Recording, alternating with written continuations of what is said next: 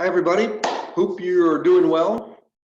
As you can see, actually, I was back up here last week too. I'm back up in Canada. That's what we call it. All the Canadians are from Canada. Beautiful London, Ontario, Canada.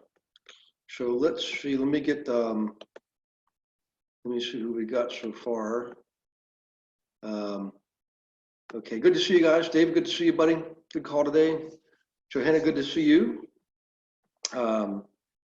Archie, good to see you. I just spoke to some folks out in Prescott, Archie, and it's funny. It's same, just like out in Lake Havasu. They've like everything up there is business as usual. If you're obviously a couple hours away from Phoenix, but Luann, good to see you. Mo, good to see you. Chris, good to see you, buddy. Sean, Shirley. Okay, let me make sure everything is up and running. Okay, just want to make sure you're okay on your end. So if you could just type in, let me know that you can hear me, see my screen, and hear me, that would be great. I'd appreciate it. A-okay, thanks, Chris. Awesome, so far so good. So we are live, we are recording. Hi, Alyssa. Hey, Tanya, good to see you. Tanya, do we have a call this week? I know we set one up, I just can't remember what it is. I wonder if it's tomorrow. We do, tomorrow morning. Bright and early. It'll be 9 a.m. your time, Tanya. Can't wait to see you and talk to you. So a couple of things here, guys. We got a good bit to cover tonight. And thanks to Louis Racette, I'm not sure if he's on, but we have a lot of good tracking charts I'm going to share with you, and then they'll go out tomorrow in the email from Beverly. So these are tracking charts to help you not just track what you're doing, but help you know what to do. So like, for example, let's say your goal is to have 52 transactions next year, 1 transaction per week, okay? What does it take to do a transaction? So you want to work backwards, okay? How many, in other words, how many phone calls, how many postcards, how many door knocks, how many, Facebook posts, whatever you're doing marketing wise, to generate a response. How many responses to generate a conversation? How many conversations to generate an appointment? How many appointments to generate a listing? How many showings to generate a sale? Okay, you see where I'm going with this? So if you understand your numbers, and right now you don't have to understand, you don't have to know what your numbers are for tonight's meeting, okay? And everybody's gonna have different experiences. I know my first year, the first couple weeks or months, it was crickets. But once I hit my first one, I was off and running, So in any case, I'll give you some examples of numbers you can use, and I'm going to give you the charts. And what I want you to do is really get really granular and serious about what it is you want. And for those of you on the team, we've gone through vision exercise, goals, actions, plans. So now what we're going to do is we're going to fill in the blanks at the transaction level, okay? And I'll drop some more suggestions on marketing too. So we're really getting, guys, I know I mentioned it last week, but I'm talking about guerrilla marketing. That's kind of stuff you're going to see more of, and you're going to have to participate to be part of this business we're in. And I'm not trying to be shocking. I promise I'm not. I'm just telling you, I've been through it before. And the way this is crazy. The way the market is right now, and it doesn't matter if you're California or Maine or Florida, it's the same way it was back in August of 2007. Let's see, I think, who's on here? Who would remember this? Who had their license back? Shirley, would you agree right now is almost identical to what it was back at the same exact time in August in 2007 without the virus? I mean, it's uncanny how similar things are. Yeah, Shirley says yes. So I'm just telling you guys, I'm probably one of the most positive people you will ever meet. And I'm positive now's the time to prepare. I can't tell you, when the shoe's going to drop on this thing, but man, this would have been happening even without the virus. Okay. I mean, when demand is so high relative to published supply, I call published meaning on the listing services, you have to really roll up your sleeves and put on your work boots and go to the fundamentals, right? I mean, literally, I had a call with Willie today. Willie, by the way, Willie, if you're on, congratulations for closing the first official transaction for the Global Investor Agent Team. So congratulations, and then right up here with him, neck and neck, were Bobby Appleby and David Everett. So if you guys are on, David, I know you're on. Congratulations for being the first three. But Willie beat you by just a nose hair, so as far as being first. So, but the reality is it requires you to literally, I mean, we used to call this dialing for dollar, shaking the tree, whatever you want to call it. David's saying whose deal was bigger. Hey, David, you know what? You do get the prize. You get the prize for the first double ender. How about that? So David Everett gets the prize for the first double ender transaction. And I think I'll have to look up Willie's and see what the dollar amount was, because I can't remember. I know yours was 250. I'll have to look it up and see. I know Bobby gets so far the highest dollar amount, which is 350,000 out of the first three. So so far we're off from around. I know several people, Andrea, Targan, Mo, several of you are like literally right on the edge of getting something under contract with people. So and I knew this was going to happen. So double enders were $498. There you go. You get two first prizes. I don't know what that'll be, but what's working with me is right now vanilla ice cream and homegrown peaches. How about that? So I'll come down there. We'll pick some peaches and get some ice cream. In any case, a couple of things here, guys. As always, this is being recorded. In fact, it's being recorded right now, so it is live and being recorded. Please use the chat box if you don't mind. That'd be great. To type in questions and answers, okay? And tomorrow you'll get an email from Beverly with the recording as well as any other information. One of the things you want to remember with the emails from Beverly is always go all the way to the bottom, no matter what, because that's usually where she gives you scheduling, like upcoming webinars, for example, for the remainder of August and in September. September is going to be a really weird month. Here, I'll just tell you. I mean, as far as scheduling goes. So my ingenious theory of making the meetings, the weekly webinars, the first Monday of the month, then the following Tuesday, followed by the following Wednesday and the following Thursday works great, except guess what the first Monday is in September? It's Labor Day, okay? So we're gonna make that week's meeting on Thursday the 10th. We're gonna really freak you out here. And then we'll go back 15th Tuesday, 23rd Wednesday, and then the following Monday, 20th, will be the Monday one. We're kind of switch Monday and Thursday in the month of September. So the first Monday in October, we'll have basically 2 Mondays in a row, which is going to be, excuse me, where is October here? Well, in case you get the picture. Now, next Monday, the 31st, for those of you on the Global Investor Agent Team, meeting, hey there, little fella, for the team to talk about the investor groups we're setting up around the country. If you're not on the Global Investor Team, I'm still going to help you do what we call the workshop technique. It's just more of a entry-level, basic sort of format. That way, that's in the program, the Investor Agent program. You'll still get that. But anybody on the team, we're doing it in a network, and we're going to go to what's called level. I think that's level 4. Where we turn a workshop into a club, and we're going to actually launch it that way. So, pretty big endeavor, and I know you're up to the challenge. So in any case, always get the email from Beverly and check it out. If you could, that'd be wonderful. Okay, and one more announcement. Tomorrow night, Shannon is presenting her offering to the network, which was her own program. Now, she didn't develop it, she actually bought it.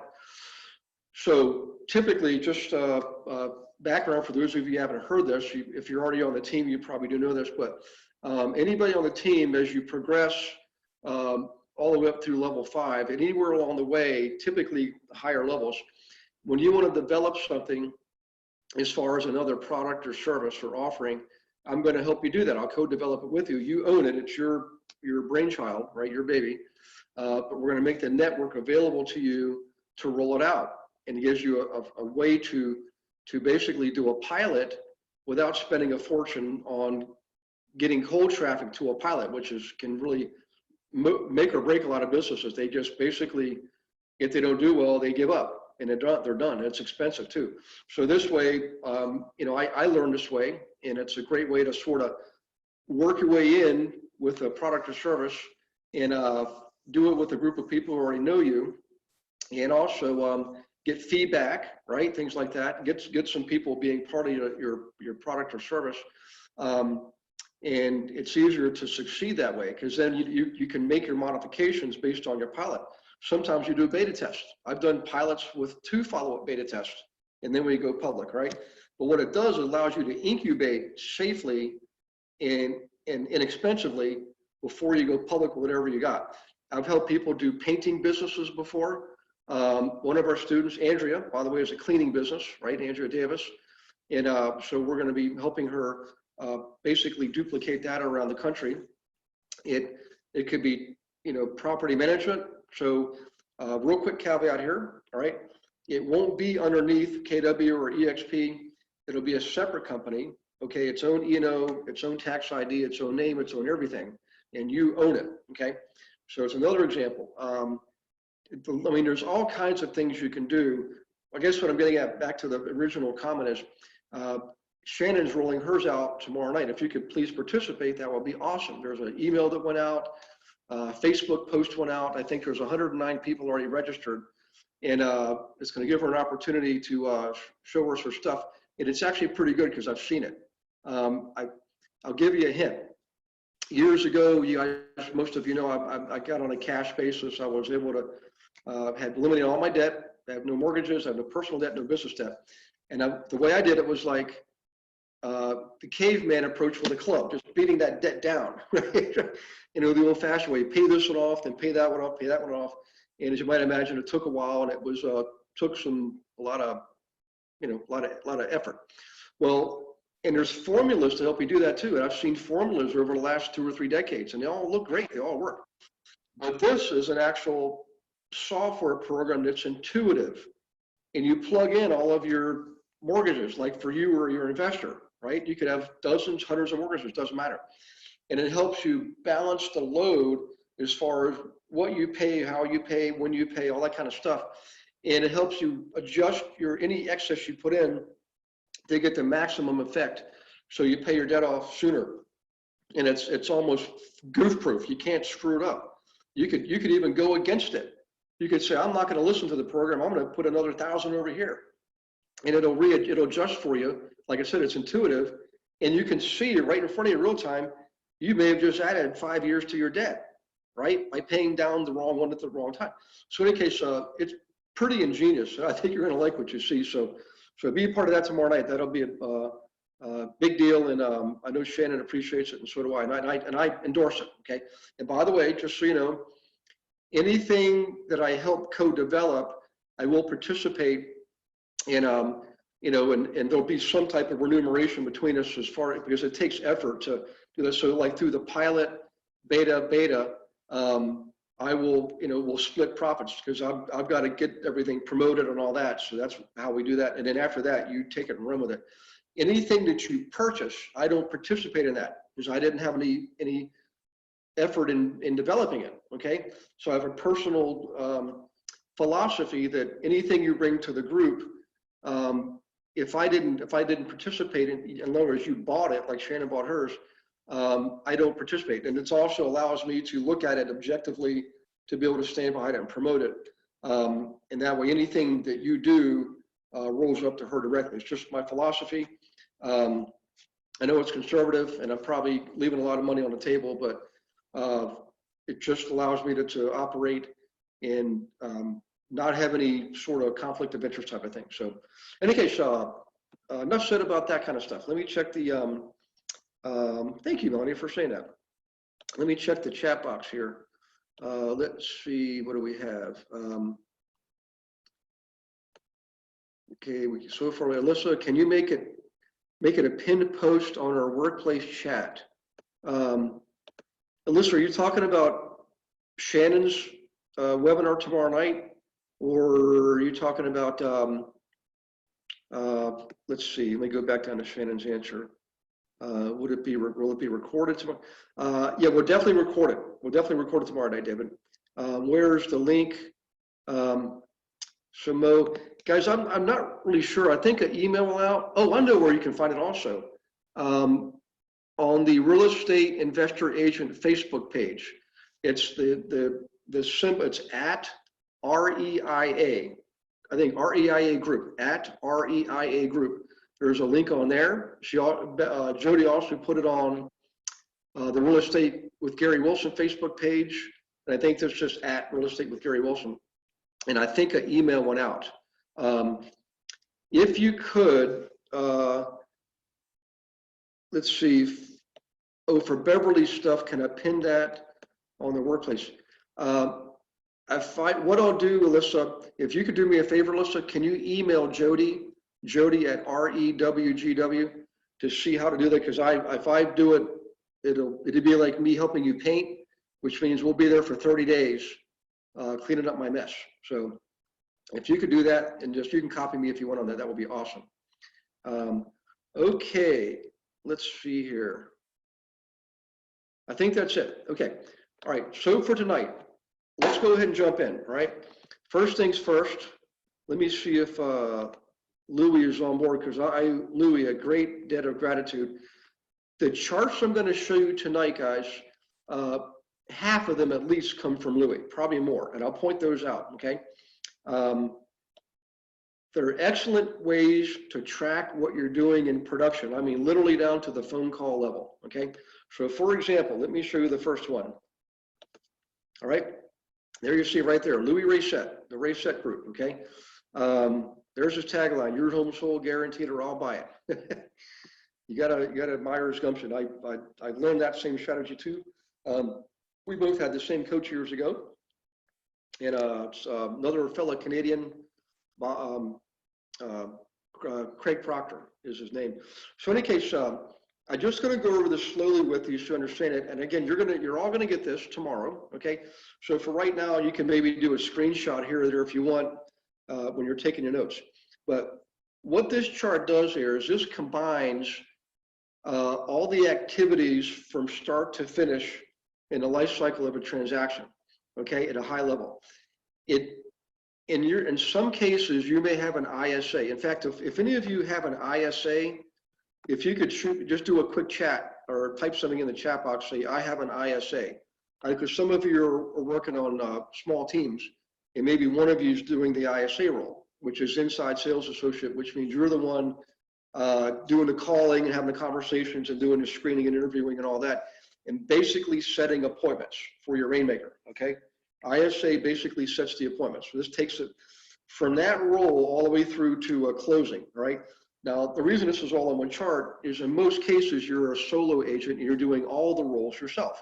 That's why I'm using this one. There is another one that's just for ISAs, but since this one encapsulates the ISA columns, I'll just use this one, okay? So you can see it's by the month. Oh, wait a second. I know some of you are probably already telling me you can't see my screen, so let me do that. Okay, can you guys see this now? Let me just do a quick look for a yes here. If you can, excellent, okay.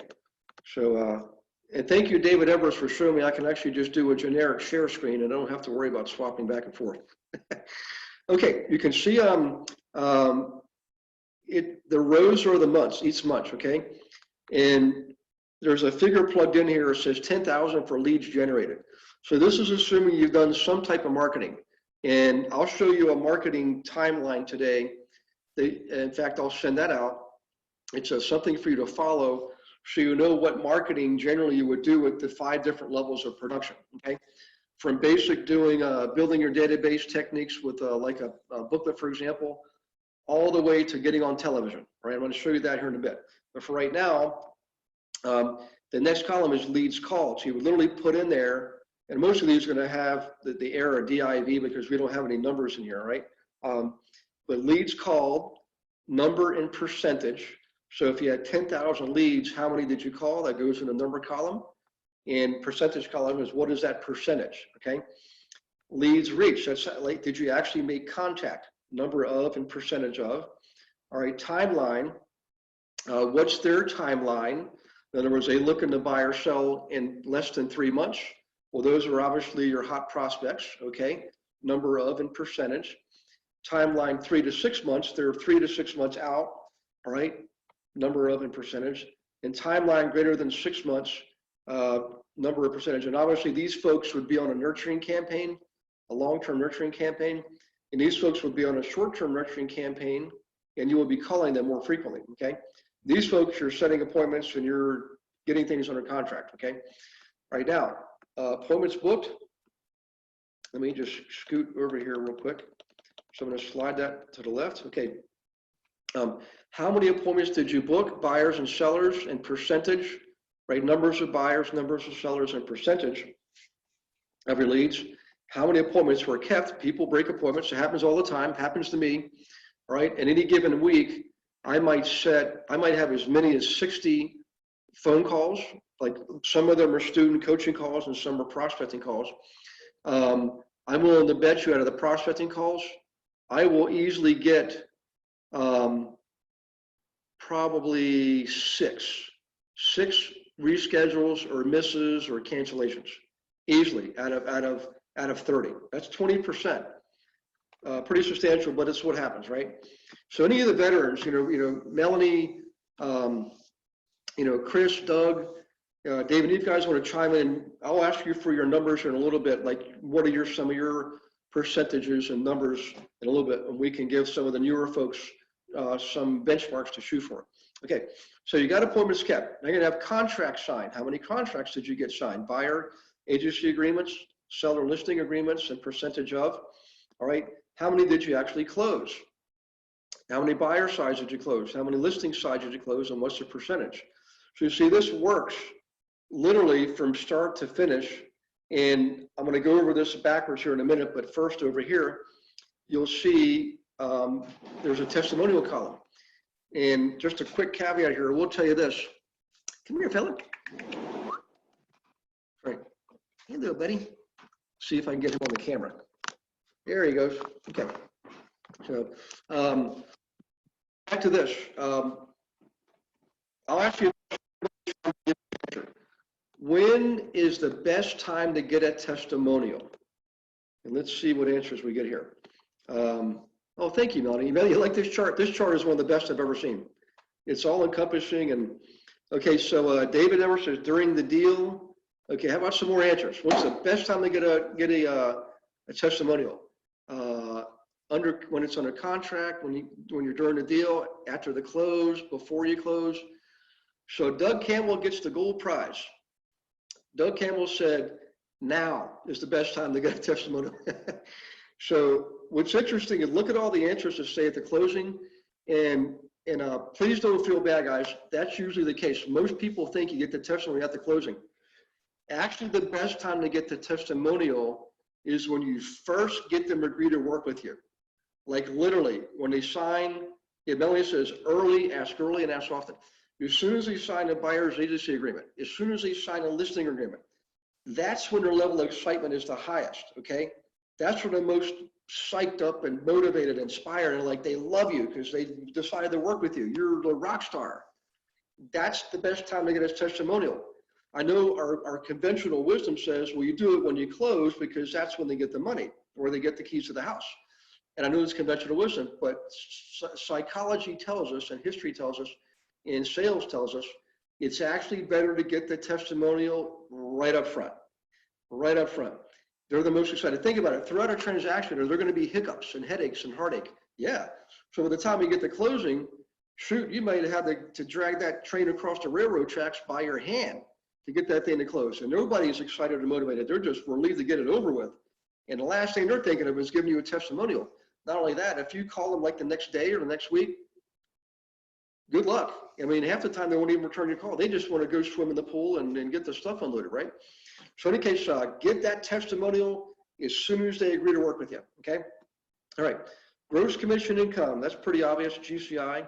Marketing expense, here's something hardly anybody ever tracks because it's difficult, right? I mean, my gosh, you're thinking to yourself, well, let's see, I've been working with this guy for 6 months. I've had so many phone calls, I've had so many meetings, I've had so many showings. I can't even remember where the guy came from. So what you want to do is, when you do your marketing, you want to do your marketing such that you can track your marketing, okay? And I've got a marketing tracking form I'll give you here in a second. When you're doing your marketing, every campaign, here, I'll just show you, okay? Here it is. Now, shame on me, I don't have the dollar column. When you do a marketing campaign, each campaign, you should put up here somewhere, and even just handwrite it, I don't, somehow to get it here, what you actually spent.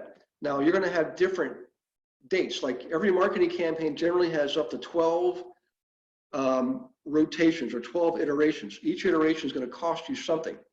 So what I would probably do is, I should add another column here, and I'll take the blame for that, responsibilities, is what you spent per rotation. And at the end, your total will be the total spent on that campaign. Actually, let me do this. I wonder if I can add. I'm going to do this right on the fly. Let's see if this will let me do this. Insert. Here it is. I'm going to insert a column to the right. Let's do cost. And yeah. So now you got a cost column. Let me do a save on that. Hang on one second. So I'll send this out tomorrow. So now you have the cost of each rotation or each iteration of your campaign and a total cost for the campaign. And you can take that and go back here and plug it in here. And look at that. It does. It's not this campaign generated 126,000 GCI, and it looks like we did it for free. I know it wasn't for free. Okay. So in any case, the cost of the marketing, all right, return on investment.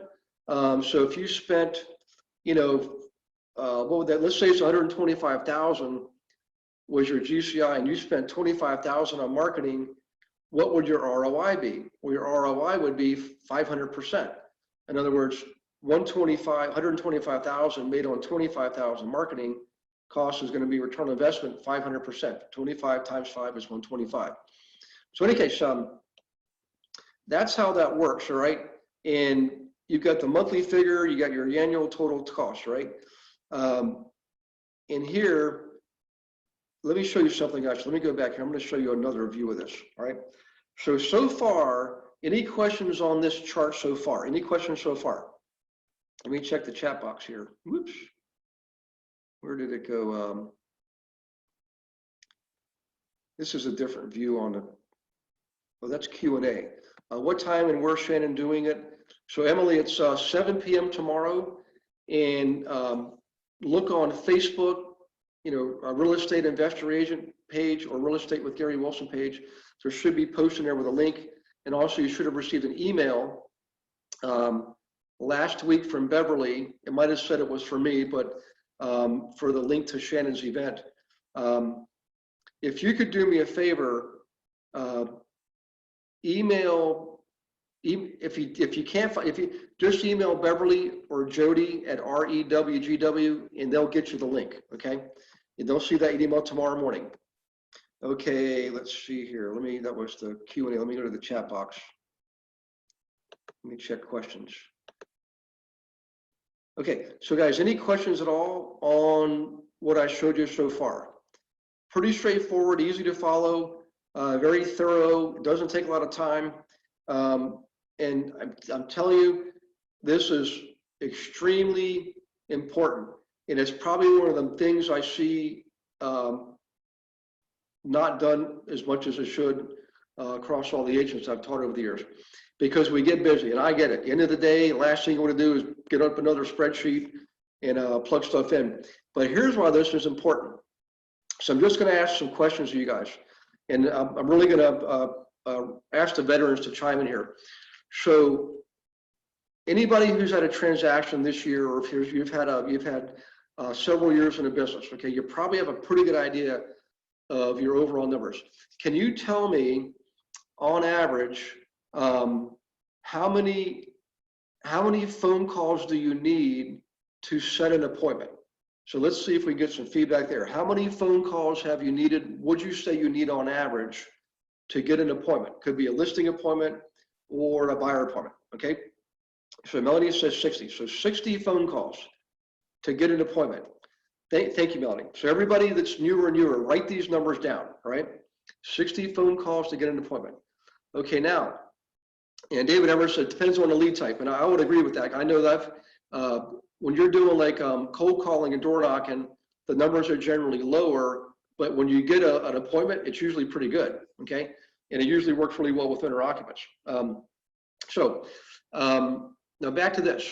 So Melanie, in your experience and your years in the business, for how many, what would you say your ratio is of appointments to actually getting a lister or a listing agreement or a buy side? So in other words, you have your appointment, you get a listing appointment, or you have a buyer consultation. What would you say is your closing rate on that, or how many do you get? Say out of every 10, do you get 8 or 7 or whatever? If you could tell me that, that would be awesome. Or anybody, whether it's Shirley, Todor, David Everett says 8 out of 10.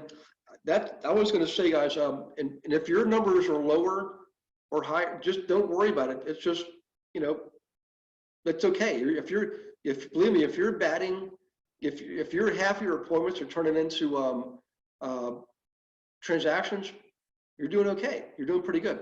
Melanie says 80% too. That's about what I'm seeing from people. And for me, that was about what it was too. Now, having said that, and I'm going to tell you this as a matter of fact, when I focused on the investors, okay, and the way I did the marketing, it was literally probably greater than 95%. When I got an appointment, I was going to get the deal. I didn't have the same percentage with owner occupants. It didn't work that way. Mine was down around 80% like everybody else. But when I worked with the investors, it got better real fast. Like within that first year, my closing rate increased, and I was literally almost batting 1,000, you know. And part of it was because I started developing a reputation, right? It wasn't that I was some kind of genius marketer, but the world of investors is a smaller world than the world of owner occupants, number one. Number two, it's more likely a lot of them actually know each other more so than the owner occupants. Would you agree? Yep. So guess what they do? They'll compare notes and they'll say, hey, who's the best electrician? Who's the best lender? Where do you get your insurance? And one of the questions is, gee, I sure wish I had a good realtor, right? So in any case, just remember, it gets better over time. The more you work with these guys, because of that smaller community, the word spreads faster. So, okay, so we've got to have 5 appointments to get 4 listings, or 5 appointments to get 4 buyer sides, okay? So now we know that. And let's just look back here real quick. Let me go back to the right. We got appointments kept.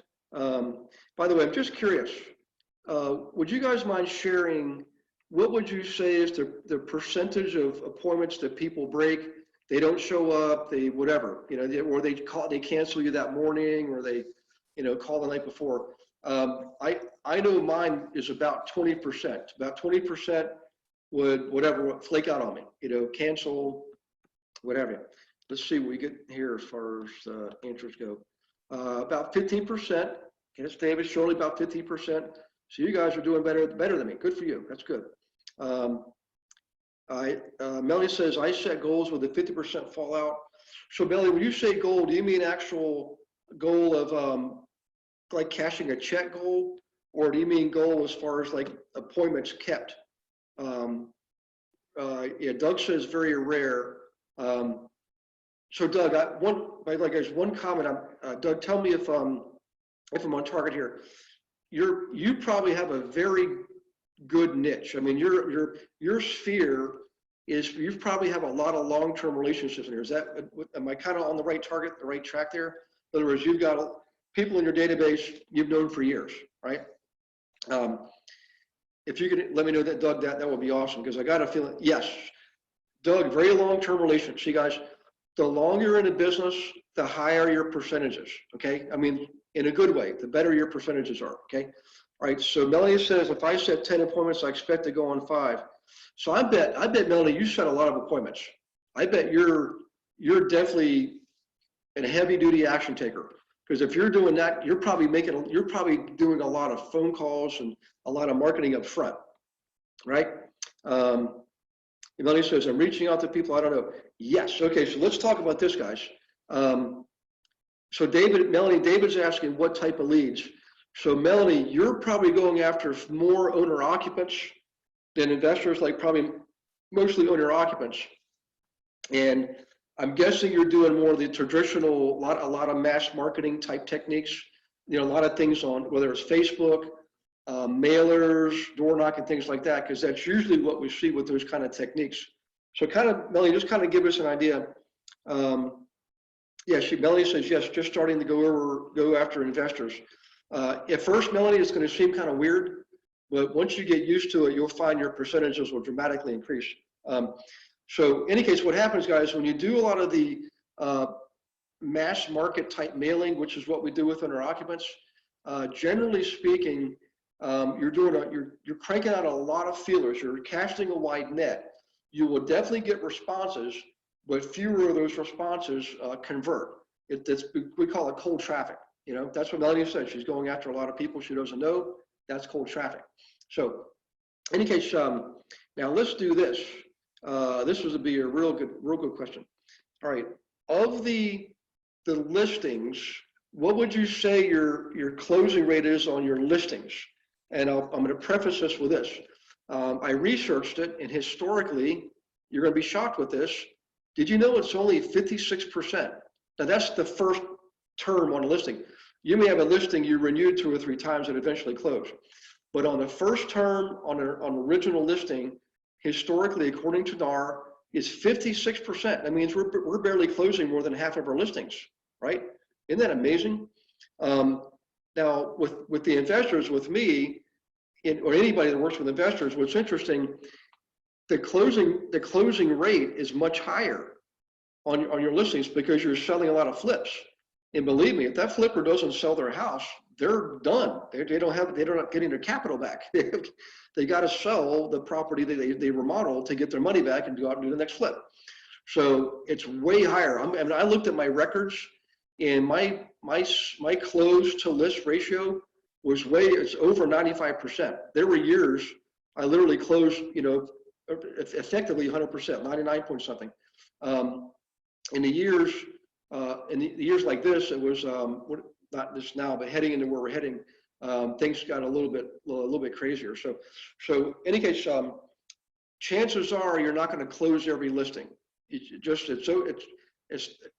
usually a reflection of price relative to something else. Price is always a common denominator, but it's never price in and of itself. It's price relative to something else. How did the pictures look? Were the pictures sequenced correctly? Did the remarks in your listing do a good job of attracting attention?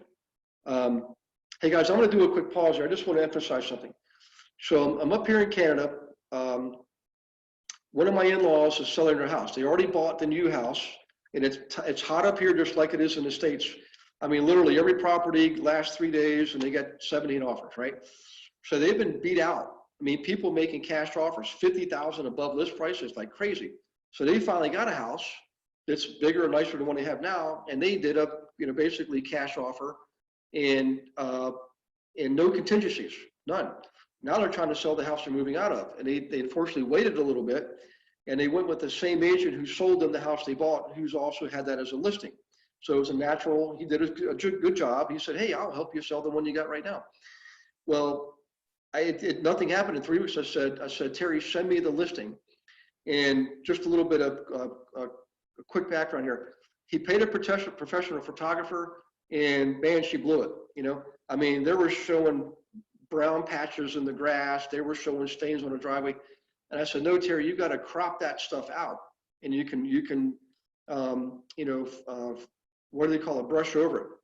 Okay. They're also out of sequence. Okay.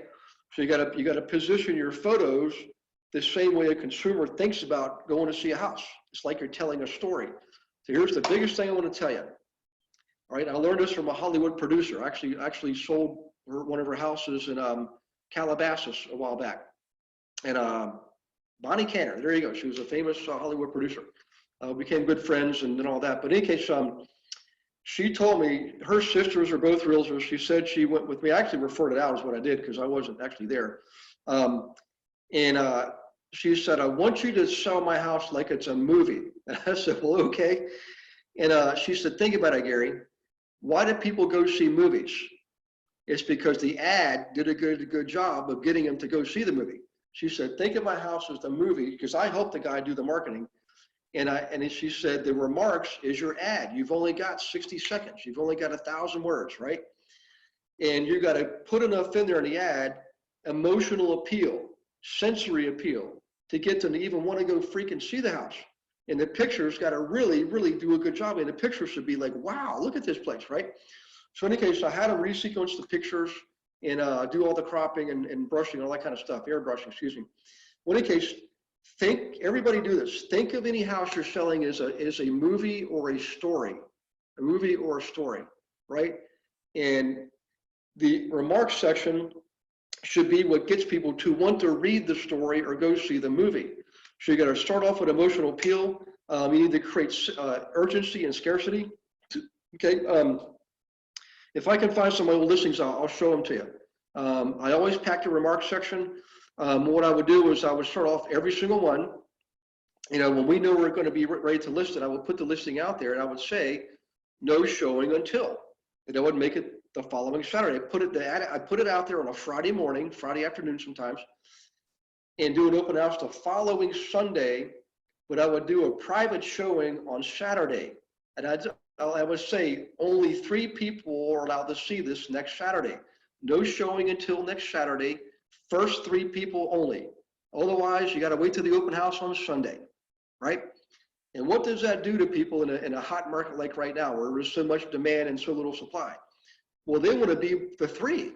They don't want to be in there with a bunch of people on Sunday. They want to be in the 3. They also have 24 hours to get their offer in, right? You see what I'm saying? And by the way, do you think that some of those consumers are going to call the realtor and say, hey, you know what, man? It's tough. Those pictures look good, and I don't want to wait till Saturday. You better call that Mr. Wilson guy because I want to see that house tomorrow. Right. So let me do a quick pause here, and you guys can steal that approach if you like. Yeah, Melanie, I tell you what, Melanie, we also used to do an auction scenario. Here, write this down. Remember, this is being recorded, so you can just take crib notes here. There's a really risky maneuver you can make in a hot market. And what you do is you price it slightly below what you know the real value is. Just bear with me on this, okay? So let's say $625 is what it should sell for. Most people would say, well, let's advertise it for $650 and then we'll get our $625. That's conventional wisdom, and you could be right. But what if you put it there at $595 and you said no showing until Saturday, whatever, the following Saturday, and you said in there, first 3 people only on Saturday. And what you do is this, guys, it's an auction scenario that every day between that Friday and the following Friday, you do a countdown sequence. You update the listing, you put it out there. Hey, we're now down to six days. We only got 2 spots left. Then next day, we're now down to 5 days. We're now down to 4 days. We're now down to 3 days. We only got 1 spot left, right? And we create an auction scenario. And believe it or not, more people would just drive up on Saturday without an appointment, hoping they're going to get in. And it creates an auction scenario. And what happens in an auction scenario to a price of a house? It goes up.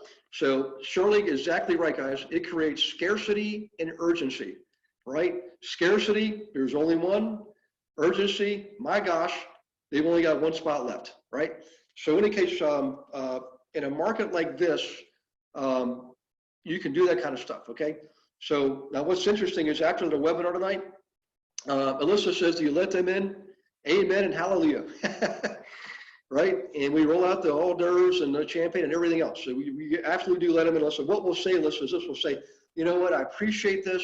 Would you mind please waiting just a few more minutes? The other couple's still in there. They're almost in the backyard now. When they get in the backyard, we'll let you in the front door, all right? And you wouldn't believe people. I mean, literally, it's crazy. You know, not every marketing campaign works every time, but when this one works, it's literally like, I mean, I wish a film crew could be there, like a movie, like a news crew to film it.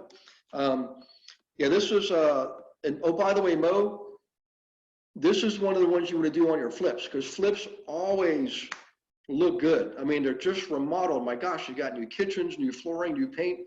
Man, you could really, you know what else we used to do on flips? We would definitely tell a story. What we would do is we'd put the listing out more than a week in advance, sometimes even like a month in advance. And when we do the countdown sequence, guys, we would show them pictures of the property, like literally, you know, show it when the kitchen's down to the studs. And the next week, show the cabinets in. The next week, show the counter in. Next week, show the flooring and things like that. And it just drives people batty, you know. So remember that when you're selling use that strategy. Do the countdown sequence and show new pictures of the progression of the remodel. Works like a charm. Yep. Okay, so let's go back to this. I kind of got off on a tangent there. Let me show you a few more things, and then we can move on here. All right. The reason I want to show you this, guys, is it gives you a really good idea of how much marketing capability there is. So on the left, all this is just one column.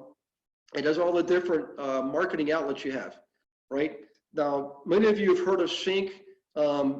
The guys some of the guys used to work at Boomtown got together and created Sync. I know the owners of Commissions Inc.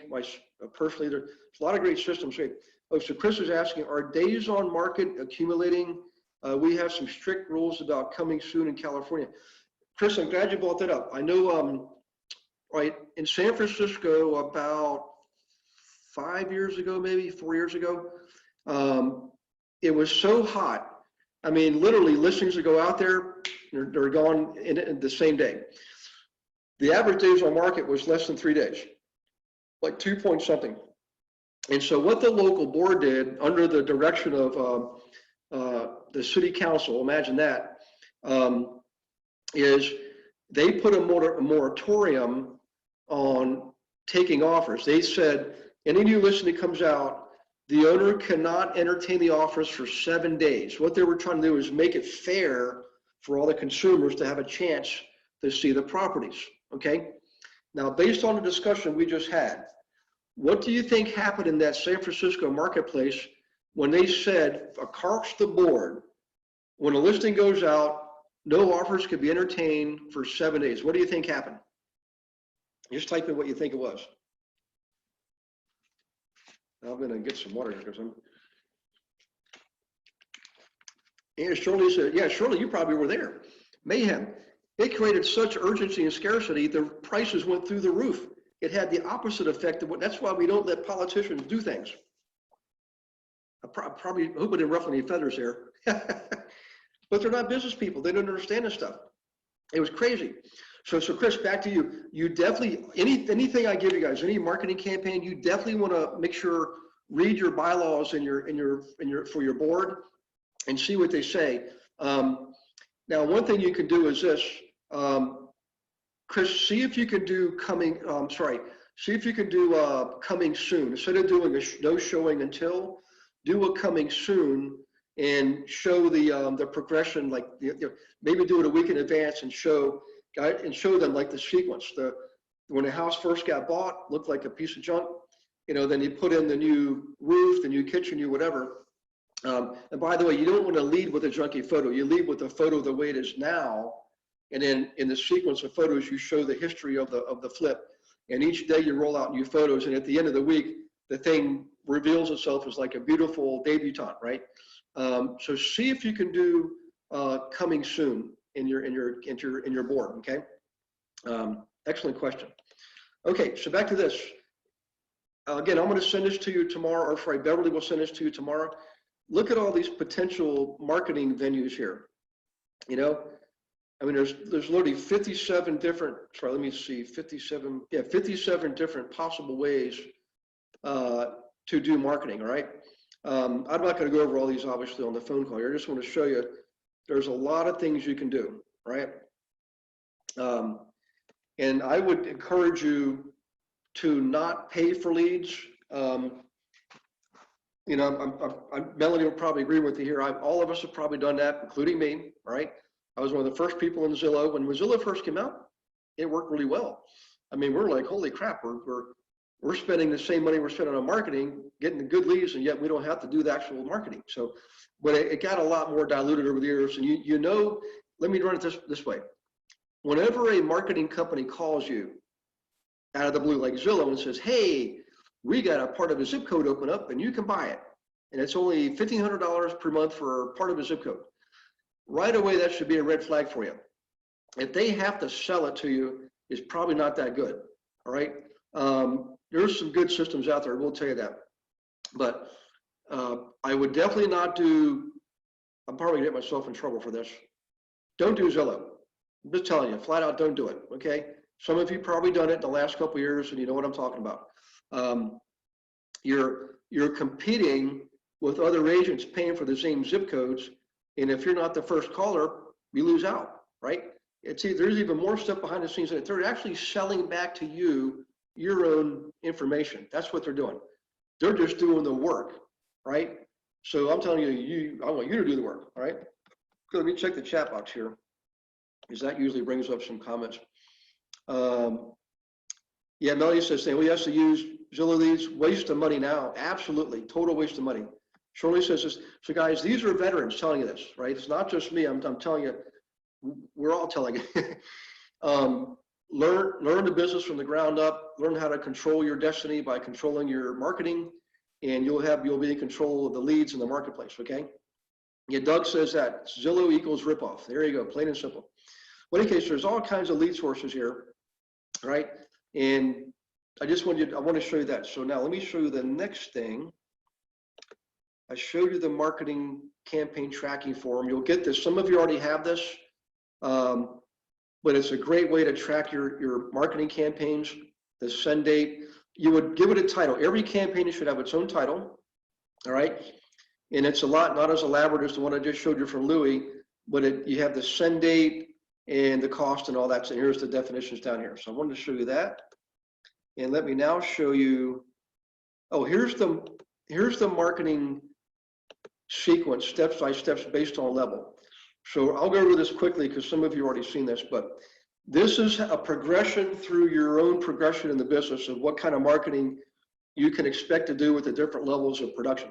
So at the very beginning, we start off building your database. And I'm here to tell you, if you work with me, let me work with you, I'll show you how to get 200 to 300 people in your database within a couple of weeks. Probably within a month, you should have 200 to 300 people right off the bat, okay? First campaign is almost always a booklet because it allows you to do so much with your database. You can clean it, scrub it, identify your flippers, identify your landlords, segment them so you can market correctly to them. Plus it gets you some business. And who was it just did, David Shinecki's from College Park, Texas, had his first call last week, did a first batch of booklets, and has already got his first client he's working with right off the bat.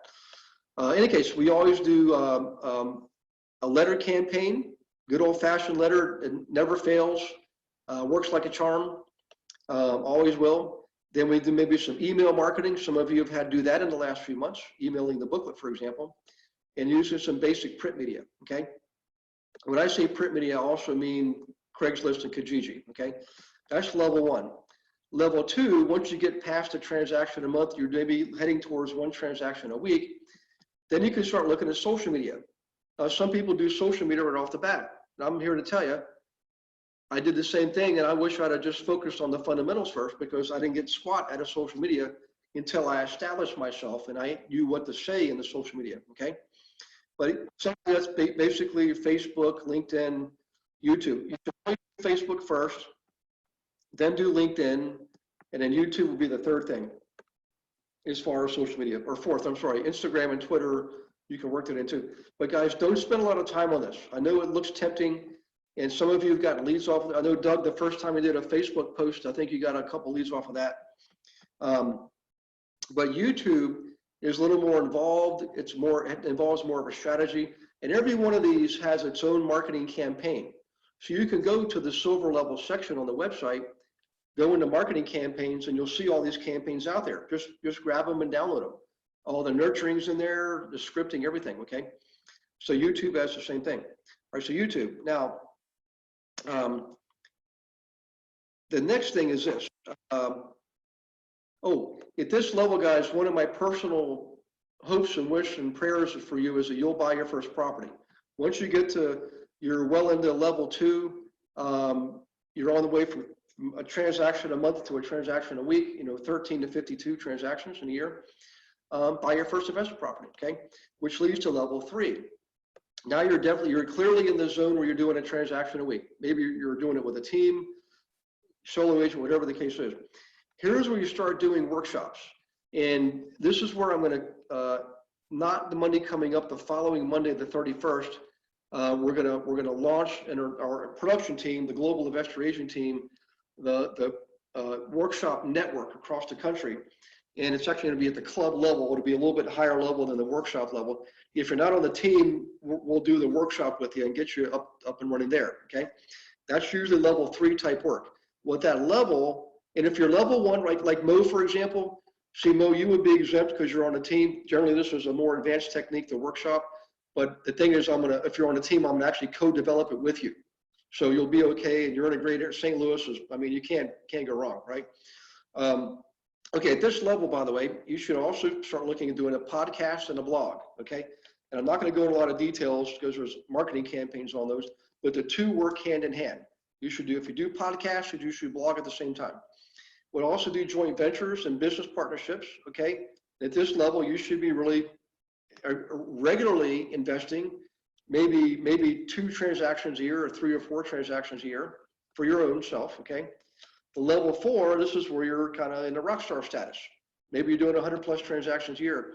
At this level is where we turn the workshop into a business club level or business level club where we attract dentists, pilots, engineers, things like that, which is what we'll do throughout this next year for those of you who are going to be in on that project. All right, now we'll do bus tours at this level. This is a lot of fun.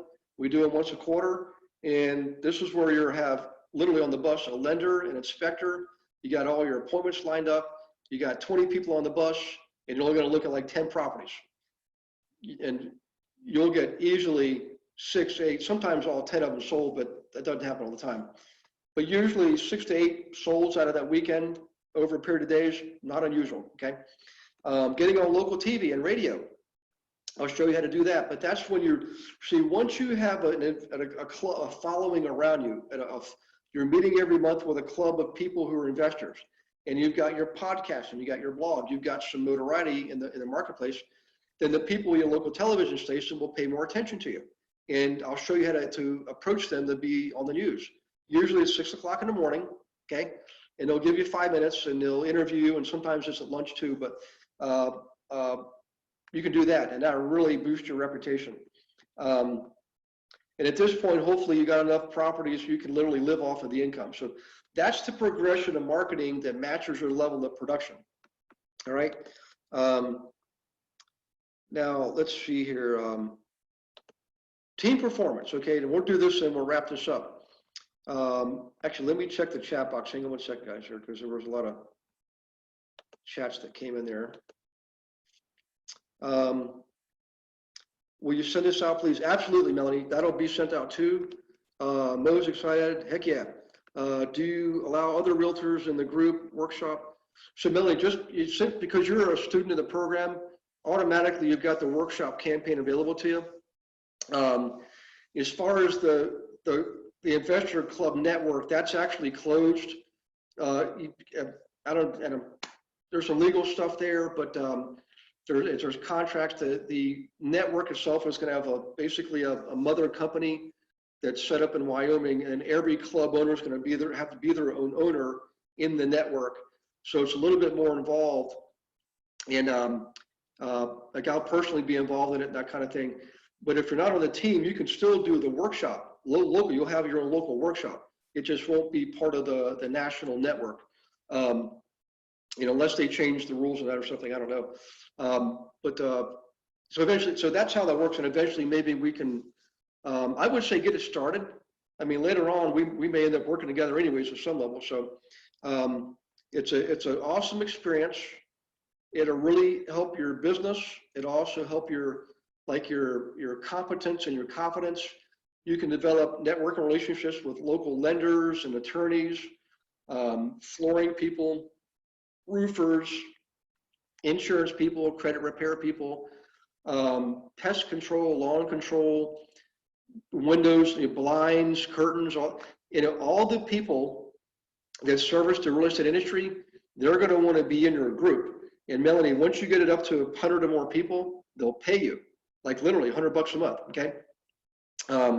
So it's an awesome thing. The benefit with the network is we get to share clients and things like that, because people like up here in Toronto, they'll invest in, well, anywhere in the States for that matter.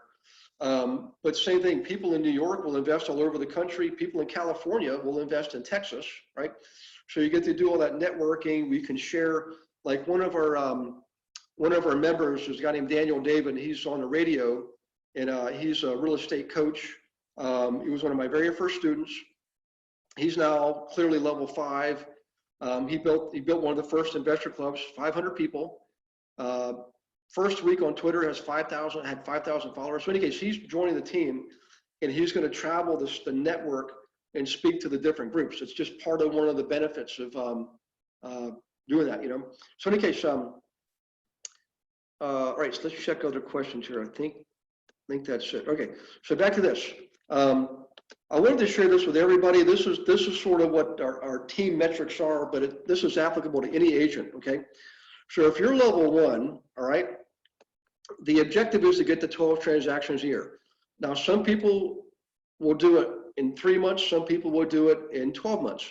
Some of it depends on your market. I know out in like Southern California, like Beverly Hills and Hollywood and all that, where Shannon is, guys, it's tough. But you get one transaction, you can buy a car, a nice car, right?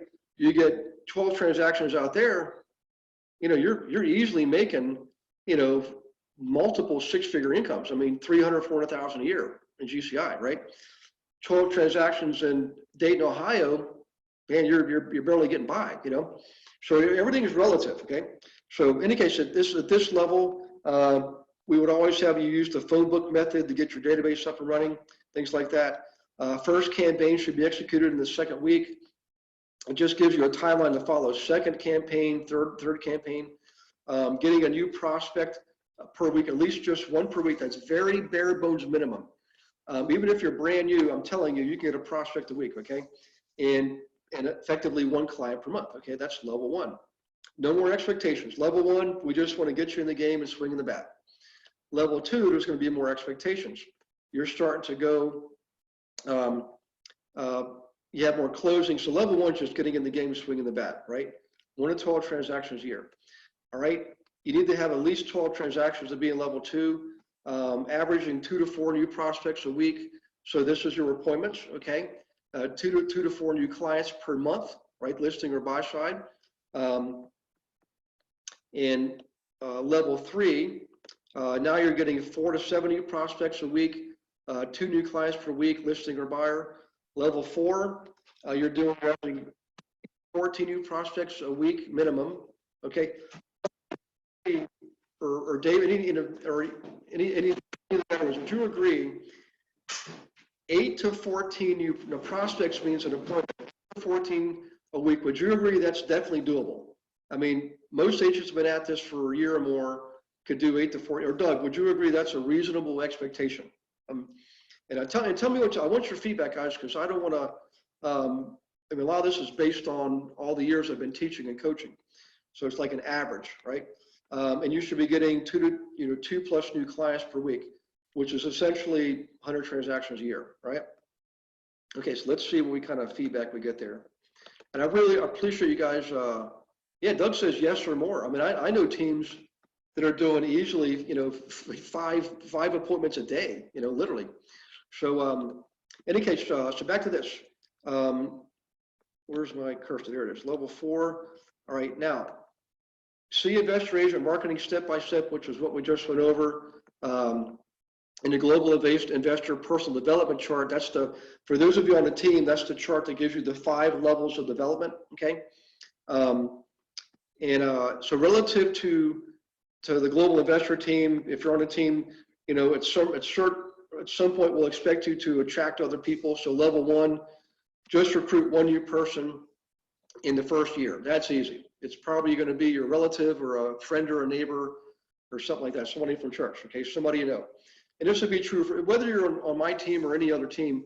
I mean, there's always in KW, in Remax, Century 21, it doesn't matter. There's an expectation that you'll attract other people, okay? I'm just saying level 1 is you can do that in your sleep. Level 2, maybe 2 new people, okay? Level 3, maybe 3 new people. Level 4, 4 new people. And these are minimum numbers. If you're level 4, I know people that recruit people every single month, right? In any case, now relative to prospects when it comes to investing, all right? So what I'm talking about here is there's other training, and some of you know this and some of you might not be aware of it. Because you're in the investor agent training program, or if you're on a team, you have all the other training available to you. If you're not on the team, you have to pay for the other training. There's flipping, wholesaling, buying rentals, managing rentals, and commercial, okay? The point here is there's an expectation that when you work with investors, they're going to need training, and you should introduce them to the training programs, and you get compensated for that. I think it's like a 20 or 25% marketing fee. We can't call it a referral fee because it's not a commission, but a marketing fee coming back to you, okay? Different levels, like level 4, man, you should be getting 2 new people per week. I mean, if you've got a club, an investor club, I'm going to be teaching anyways. So for those of you who do the club level, I'm going to teach every quarter, like through Zoom. You put it up on your screen, it's live, they get to see me, and you're there live, and you and I are interfacing with each other, and you're fielding the questions, and people like that stuff. Well, chances are somebody will say, I want to take the training. Well, you get paid for that, okay? So, and here's the best news of all. It's not just that you make a few $100. You now get a client who's trained to invest the right way, using the same methodologies you're trained to use to serve them. Now you've got a very co-symbiotic relationship. And if you ever wonder how it is I did so many transactions, it's because that's how I worked with my clients. I educated them, right? I didn't have a training program back then, but I just wanted them to know what the heck they were doing because I knew they'd get more transactions. And that's how I want you to do it. Let them get educated. Let them make this available to them, and you've got a better, more informed client. Would you agree having an educated and informed client is a better client? Just give me an amen or a hand raise. I mean, that's a huge world of difference. Look at that. Yep. So in any case, and those are the programs there: flipping, rentals, property management, wholesaling, and commercial. Okay. Now let's see on the Facebook groups. Okay. I know it's easy to not be mindful of these things, but most of us are on Facebook at some point during the day. All I want you to do is go out there, go to the Real Estate Investor Agent Facebook page. It's the ampersand sign, right? REIA group, Real Estate Investor Agent group, REIA group. Just grab one post, like it, and share it, and make a comment. Okay, just do that once a week if you're level 1. Level 2, once a day. Level 3, once a day. Level 3, you can be a moderator, and you get to do a video once a month. You can post your own video on that Facebook page.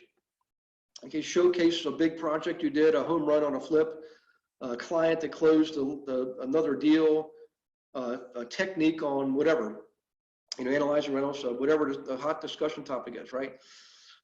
So do that, and like and share and make a comment. And what that does, and what you want to do is share this with others, because let's say somebody like there's real estate with Gary Wilson, that's usually the investors in the whole world. Real estate investor agent is just us agents. So share it with other agents. Man, if they come and take training or they join the team, you get compensated for that, right? And not only that, if they join the team, they're in your downline. It doesn't matter if you're what company you're in. It could be KW or EXP or whatever. If there's, you know, whatever that is, if they join underneath you because they saw something on that page that they liked, that's why we want you to do this. It's not just about the page getting more likes on it. It's about us helping you expand your horizons, okay? Anyways, that's pretty much it. I think that was the last thing I wanted to show you. Yeah, so back to the beginning and we'll wrap this up. Now does it make sense why we want to feel, think, speak, and act like a business person? And using this, like this tracking chart here, and plotting in, knowing in your mind how many postcards you got to send out to get one phone call, how many phone calls you need to get. Let's go back to the beginning of this, right? How many postcards you need to send to get 10,000 leads? How many leads you need to get to, or how many phone calls you need to get to reach people? How many people do you reach? Out of the people you reach, determine their timeline, like now, 3 to 6 months, or 6 months or later. How many appointments did you get booked? Do you need to get booked? How many appointments need to be kept? All right. How many contracts need to be signed to get closed deals? See, now you know if you want, so Willie, if you're on here, Willie just got it closed, David got it closed, he's got another one coming up, Bobby got 2. Think about what it took to get that deal, okay? And plot those numbers in, working backwards, right? To get that closing, you had to have so many signed contracts. To get the signed contract, you had to have so many appointments. To have so many appointments, you needed to have so many phone calls, right? Conversations, you had to have all those conversations, you had to have phone calls. To have those phone calls, you had to lead generate. Lead generating, again, is your marketing. All those campaigns, you know, LinkedIn, Facebook, YouTube, letters, booklets, you know, workshops, Craigslist, Kijiji, Penny Saver, Green. Those are all your lead generators.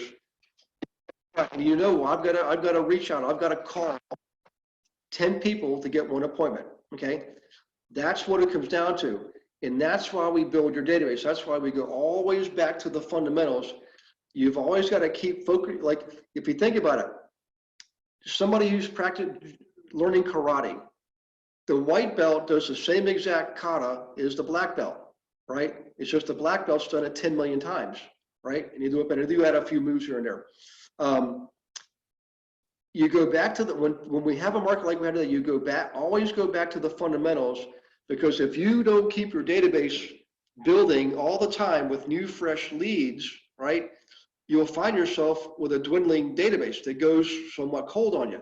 And I mean, Doug, I'll use an example. You and I had this conversation the other month. You brought it to my attention, and we looked at it. We realized, I mean, you were kind of overfishing the pond a little bit, but we always got to keep fresh leads coming into the database. You got to have one eye on today and one eye on tomorrow, okay?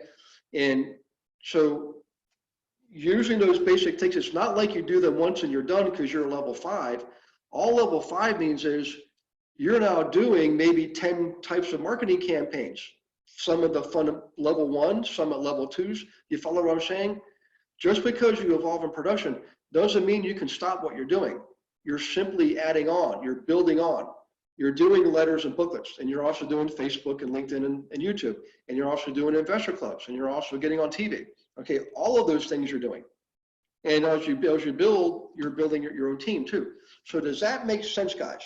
I just want to kind of wrap it up with that one big synopsis there. And if you could give me some feedback, that would be awesome. Because boy, keep that in mind. Every Saturday, every Sunday night, go through the exercise what I just did with you, okay? Where did the leads come from? Thanks, guys, for the good. I know I kind of get worked up sometimes when I do these. Where did those leads come from? So,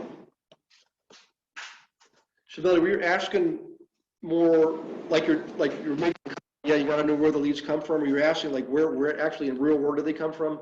I mean, for me, as I grew, what happened is the club level. Like when I did my first workshop, Melanie, it took a few months to get it going. I mean, I didn't get anything for 3 months, but by the end of that first year, I was getting easily minimum 6 transactions a month. Eventually, built a brokerage, got into trainings, merged my brokerage, all that. Why, since then, I built 13 additional clubs. It gets easier. The reason is that ended up being one of my biggest money makers, but I was still doing like the letter campaigns to get listings, for example. I was still doing level 1 marketing, even though I was doing level 3, 4, and 5 too. I still was doing level 1 marketing. But for me, it was the letters, the booklets, and then when I started doing YouTube videos, that was a big help. I videotaped everything I did. I literally just go out there, every property I went through, I just turn on the camera and walk and talk, right? And I posted at the end of the day. So YouTube, bus tours was huge. I don't know if we've done bus tours in a while. Maybe we'll do bus tours coming up. And every time I got on TV or the radio, whenever I got on that radio, it was like manna from heaven. And but see, if I did radio at level 1, it wouldn't have worked. And they would have picked out I was a newbie, didn't know what I was doing. But when I did the radio, it's after I did a lot of business, and that led to some TV spots too. So in any case, let me see. There's a few more comments that came in, and some of you have been on TV, Mo, so you're going to be a natural when it comes to that. Let's see. Basics are everything. Absolutely. Emily, how does RealFlow fit into this as far as leads? So Emily, RealFlow short circuits the process of getting the leads for, bankruptcy, foreclosure, pre-foreclosure, all the typical absentee owners, all that kind of stuff. Instead of us getting those manually by going into the court records and all that, which is what we do traditionally on the team, I bought that program. It's the same one fortune builders use too. So they learned a lot from me. So in any case, I bought it. I bought the whole thing, and now it goes out there and it uses the same software that the attorneys use to get those properties and the people. So those are the real. That's the real deal, Emily. Those are the ones you definitely. So that takes care of a lead identification for you, and now all you got to do is market to them, right? You send them the letter. You load them up to Facebook and send them a message. You send them email with the booklet, for example. So Emily, you and I've got a call coming up. I know that because I remember it. We'll go over that on the call. So LeadFlow gives you the leads, and then the marketing is how you contact the leads. Okay. Okay, I think we're a little bit overboard here, guys, or over time. Excuse me. I hope you guys like that. I love doing this webinar, because it really is like a grounding type of thing, and it just brings you back to ground earth, ground zero, and it helps, like Doug said, the fundamentals. But tracking, man, I don't even know how to emphasize this enough, guys. I would say you want to inspect what you expect. So if you expect to get 52 closings this year, you've got to inspect your activities, track them, measure them, see where you're falling behind, and adjust and improvise. Track your marketing, and over time, it's marketing. You got to keep doing it. Just keep doing the marketing. Never stop marketing. Okay. And you now can track your marketing, track your appointments, track your closings. And so when you bring somebody on board with you, guess what? You can have an admin do all this stuff, and you can then train the new person. Okay. Okay. Next week is going to be next Thursday, and I don't know what we're going to talk about yet because I haven't looked that far ahead. I'm going to focus it on tonight and tomorrow night with Shannon. So remember, guys, please come tomorrow night for Shannon's presentation. If you don't have the link, just email Jody or Beverly. It's at rewgw.com, and sign on, because I think you're going to want to be there. Let me put it that way. I'm not just saying that because Shannon's on the. I'm telling you, I've seen it, and it's way better than what I did. And that's why I'm endorsing it, because it's what I did was the caveman method of paying down my debt. What she's got is the actual smart, intelligent person's method of doing it. Okay. Okay, guys. Tom, thanks for your comments. I appreciate that. And thanks for your patience last week, Tom, by the way. Hopefully we'll be able to make it up here. So you guys have an awesome night, and I will see you tomorrow night, some of you, and the rest of everybody else. I'll see you next Thursday. Take care. God bless, and stay safe. And I'll see you next week. Okay, let's see, in recording.